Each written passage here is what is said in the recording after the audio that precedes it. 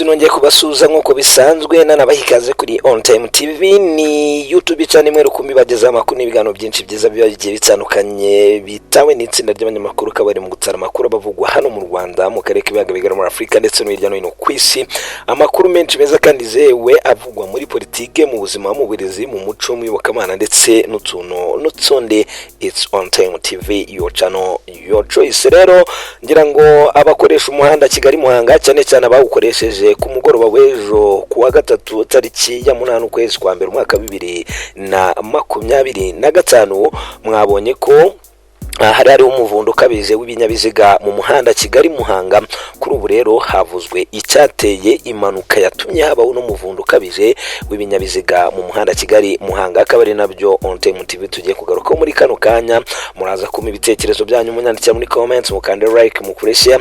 Ni utarakora subscribe nawe ikore ukande kura no magambo yanditse mu subscribe mbere zina On Time TV rahitaza kabansuke ndajana kwa kandeho aho ibere mu rugo mu kazi ndetse no muzene gahunda zigiye zitandukanye byirimo ndajyanywereza ubutumwa bugufi muri telefone yawe, muri mudasobwa yawe, bityo ube mu bambere bakomeza kuryoherwa n'amakuru n'ibigano byinshi byiza kandi yizewe ku gihe. Amakuru atugera muri kano kanya, amakuru asobanura byose by'impanuka yateye umuvundo w'ibinyabiziga mu muhanda Kigali Muhanga yamenyekanye ku mugoroba, aho impanuka yabaye ku mugoroba kuri uyu wa gatatu. Ikaba yakozwe n'imodoka mu bwoko bwa Toyota Dina yavaga mu karere ka Muhanga yerekeza mu mujyi wa Kigali, aho yari pakiye ibishyimbo byanamenetse mu muhanda rwagati ubwo yari maze kugwa. Amakuru angeraho, amakuru yizewe, amakuru mfite gihamya avuga ko umushoferi wari utwaye no modoka yakoreye impanuka ahitwa Irubumba ku Ruyenzi ni mu murenge wa Runda mu karere ka Kamonyi. Bikavuga ko ari we wakoze amakosa ubwo yanyuraga ku bindi binyabiziga atarebye ko imbere mu muhanda hari ibinyabiziga bari kubisikana akaza kugongamo imodoka enye. Polisi y'u Rwanda ivuga ko uyu mushoferi wari utwaye imodoka yageze aho bita Irubumba anyura ku binyabiziga byari biri imbere ye, ari nabwo yahitaga gonga izo modoka zindi zari mu cyerekezo yavagamo, zo zikaba zari mu mukono wazo. Impanuka rero ikaba yakomeyekemo abantu 7 bari muri ibyo binyabiziga, abandi 3 muri bo bahise bajya kuvurirwa ku bitaro bya Nyarugenge, mu gihe abandi 4 bo bagiye kuvurirwa ku kigo nderabuzima cya Gihara ni mu karere ka Kamonyi nkuko amakuru atugera muri kano kanya abivuga. Polisi y'u Rwanda yaje kuba ibisobanura neza, maze isobanura ko abantu bagomba kubahiriza amategeko y'umuhanda kandi bakirinda kunyuranaho mu gihe babona bashobora guteza ibyago.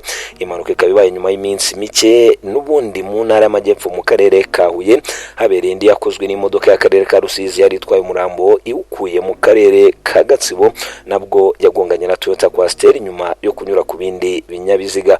Reka twumve icyo umuvugizi w'ishami rya polisi rishinzwe umutekano mu muhanda SP Emmanuel Kayigi yavugaga.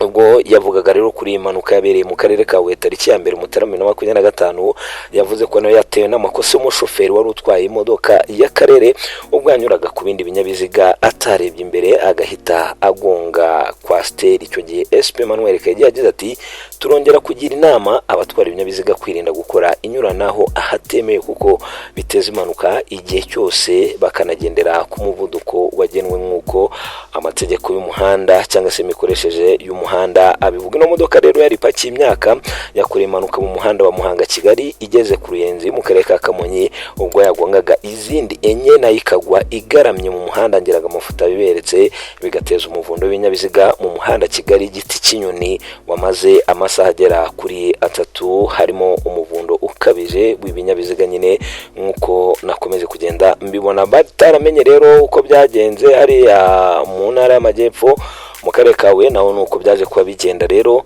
ino modoka yari itwaye umurambo yakoze aya makosa birangira ibintu nyine bitagenze neza. Amakuru rero yagiye hanze na amakuru yizewe avuga ko hari abagore bafashwe nyuma yo kuva mu Rwanda abakajya muri Kongo binyuranyije n'amategeko bagakora nibigize icyaha. Amakuru angero muri kano kanya naremeza ko polisi y'u Rwanda yafatanya abagore 4 amabaro 10 y'imyenda ya caguwa binjije mu Rwanda mu buryo bunyuranyije n'amategeko bayakuye muri Repubulika Demokarasi ya Kongo, ni nyuma yo ko bagiye muri iki gihugu kigituranye mu buryo butemewe ubundi bakinjiza ayo mabaro nyine bakinjiza iyo magendu.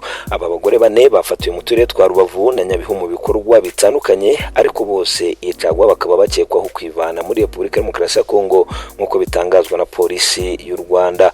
Babiri muri aba bagore bafatiwe mu kagari ka Gikombe, umurenge wa Rubavu, mu karere ka Rubavu ku mugoroba wo kuri wa kabiri tariki ya 7 Mutarama, aho kufa bafatanwe magendu y'amabaro agera kuri 3. Abandi babiri bafashwe mu gitondo cyo kuri wa gatatu tariki ya 8 Mutarama, bafatirwa mu kagari ka Kaminuza n'umurenge wa Kabatwa mu karere ka Nyabihu, bafite amabaro 7 y'imyenda y'amagendu yari ibitse mu rugo rw'umwe muri bo.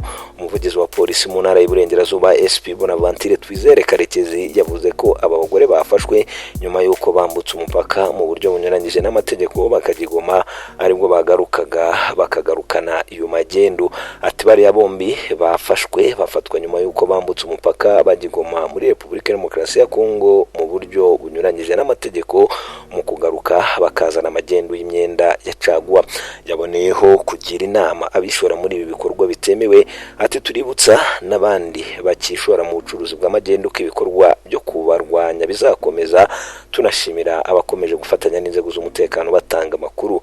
Izi nama kandi yarazigiriye abandi bantu bifashishwa muri ibi bikorwa by'amagendu, barimo babika ibyo bicuruzwa, ababitunda ndetse n'ababirigesa cyangwa se n'ababigurisha, abibutsa ko nabyo bihanirwa n'amategeko. Arababwira ati ibyo bintu mugire gute mu byitondere nyine nk'uko amakuru yizewe, amakuru atugera muri kano kanya bivuga. Rero nago nasoza nababwiye kuri ino ndwara y'ibicurane maze iminsi hari indwara y'ibicurane maze iminsi ivugwa no mu Rwanda. Nzajya mbabwira amakuru ariko mbabwire n'inama z'ubuzima kabisa, aho hatangajwe amakuru y'ihumure. Ni amakuru yatangajwe ku bwiyongere bw'ibicurane mu Rwanda bwari bwateje impungenge. Bamwe benshi bagiye bibaza ati se ibyo bimeze gute, ibi bicurane birava he, bimeze gute? Ibi nabyo reka mbibabwireho. Rero mwumva amakuru y'ihumure yatangajwe, hanyuma muraza kugenda namwe mugira uruhare mu makuru n'ibigano bagezaho. Munyandike muri comments, mukanda like, mukura share.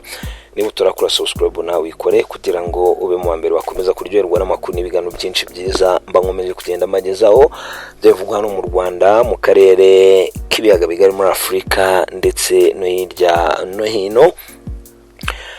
Hari n'andi makuru nabonye avuga ko ngo umusore uregwa kwica umugabo amutemesheje umuhoro nawe ngo yaje kubavuga ko ari amadayimoni yabimukoresheje, ariko ibyo nabyo turaza kuba tubigarukaho. Ni nyuma y'uko hakomeje kurangwa ubwiyongere bw'indwara y'ibicurane mu Rwanda. Ikigo cy'igihugu cy'ubuzima RBC cyamurije abaturarwanda ko ari bisanzwe mu bihe nk'ibi, kandi ko ubwoko bwabyo buri kugaragara hatarimo ubushya. Mu bice binyuranye by'igihugu hakaba hakomeje kuvuga ubwiyongere bw'abarwara indwara y'ibicurane, byanatumye zimwe mu nzego zishinzwe ubuzima nk'ibitaro bikuru bya kaminuza bya Kigali CHUK byarashyizeho amabwiriza agomba kubahirizwa n'ababigana bose. Mu mabwiriza yatangajwe mu itangazo ryashyizwe hanze n'ubuyobozi bwa CHUK ku wa mbere tariki ya 6 Mutarama 2025, harimo irivuga ko abantu bagomba kwirinda ubucucike, hubahirizwa guhana intera ya metero 1 hagati y'umuntu n'undi. Ubuyobozi bwa CHUK kandi bwanasabye abaganga bita ku barwayi b'ibicurane, ababirwaye n'abafite ibimenyetso byabyo kwambara udupfukamunwa. Mu butumwa bwatanzwe n'ubuyobozi bw'ikigo cy'igihugu cy'ubuzima RBC bwagaragaje ko mu bihe nk'ibi by'umwaka hagaragara cyane indwara y'ibicurane. Ibipimo bikagaragaza ko virusi itera ibicurane yo mu bwoko bwa influenza A ariyo yiganje. RBC igakomeza ihumuriza abaturarwanda igira iti kugeza ubu nta bwoko bushya bw'ibicurane bwagaragaye mu Rwanda. RBC aboneyeho kugira abantu inama, abantu bose bashobora kurwara indwara y'ibicurane ko bakwiye kugana muganga, kugira umuco w'isuku, ukaraba intoki kenshi gashoboka ndetse no kwirinda kwegerana n'abandi kugira ngo hirindwe ikwirakwizwa rya virusi y'iyi ndwara, nk'uko amakuru yizewe amakuru angeraho muri kano kanya akomeza kugenda bivuga. Murabyumva gute? Murabibona gute? Mukomeze kuryoherwa n'amakuru n'ibigano byinshi byiza bigiye bitandukanye. Ari nako nabonye ngo u Rwanda rwakira inama y'inzego za gisirikare mu bihugu bitatu byo mu karere. Iyi nama rero mushobora kuba mwibaza ngo bimeze bite.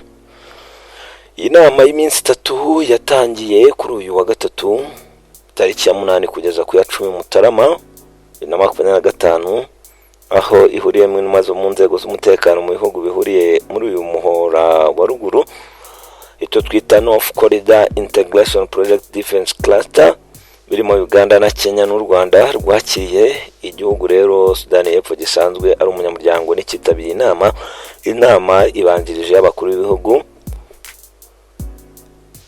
bahuriye muri uyu muhora wa ruguru, iteganyijwe mu minsi iri imbere izasuzumwamo ibibazo bikibangamiye umutekano w'abaturage b'ibi bihugu. Inama rero inasuzurwamo ishusho y'imishinga igirwamo uruhare n'inzego z'umutekano ifitiye akamaro abaturage bo muri ibi bihugu, izanategurirwamo izahuza abakuru b'ibihugu mu minsi igiye kwihuza.